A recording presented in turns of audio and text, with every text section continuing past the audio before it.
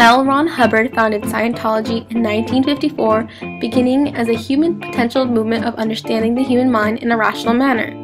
This movement then evolved into a religion. This religion shares many similar concepts from Hindu and Buddhist beliefs by believing humans are actually Thetans. The Thetan is an immortal, spiritual being that is trapped in a human body that wishes for liberation. What blocks the Thetan's freedom are engrams, which are painful experiences from our past lives. Liberation can be attained by receiving help from an auditor, which is a spiritual counselor that, with the use of an electronic device called an e-meter, can clear the mind. These ideas originally came from Hubbard's initial movement called Dianetics, that was first introduced around 1949, which focused on the mind and body relationship and the bridge between the two where liberation could be attained. After a series of frequent run-ins with many international authorities, Scientology finally met headway internationally with a new leader, David Miscavige, but not without criticisms from the public. The controversy surrounding Scientology made us curious to know if this religion was actually a cult or a pseudo-religion. This curiosity led us to visiting the Church of Scientology of Tampa. Upon arriving at the Church of Scientology of Tampa, we were surprised to find that the building in which the church is currently housed in is an antique. It was the city's first cigar factory, known as American Cigar Company, created in 1886.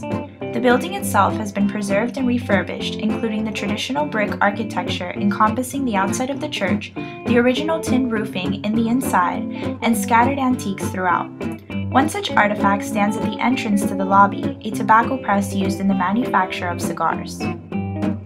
A security guard along with the receptionist at the front desk greeted us effusively, urging us to take a tour of the Public Information Center, an area encompassing most of the first floor, presenting hundreds of films and providing an introduction to Dianetics and Scientology, as well as humanitarian programs. Although film and photography were not permitted inside, we received various pamphlets and short films to take home. We spent about 40 minutes browsing the different areas of interest and videos with our friendly tour guide. After stumbling upon a sign that claimed to give free personality, altitude, and IQ tests, we eagerly decided to participate. We were taken into a testing room where we completed 200 questions of a personality test, a timed altitude test, and 80 questions of an IQ exam. Later, we were given our results on an Oxford capacity analysis and taken to separate rooms where we were explained our results and suggested methods of improvement through Dianetic courses offered at the church for a small fee.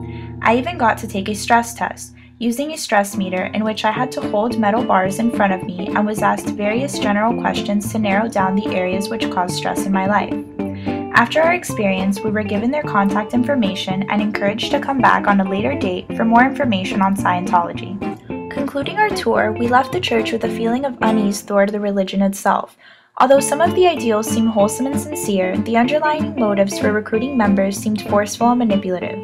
Most followers we were introduced to were polite, however their insistence on our purchasing of their books seemed overdone. Overall, visiting a church with such different views and practices opened our eyes to new beliefs and ideals and made us grow into more open-minded individuals.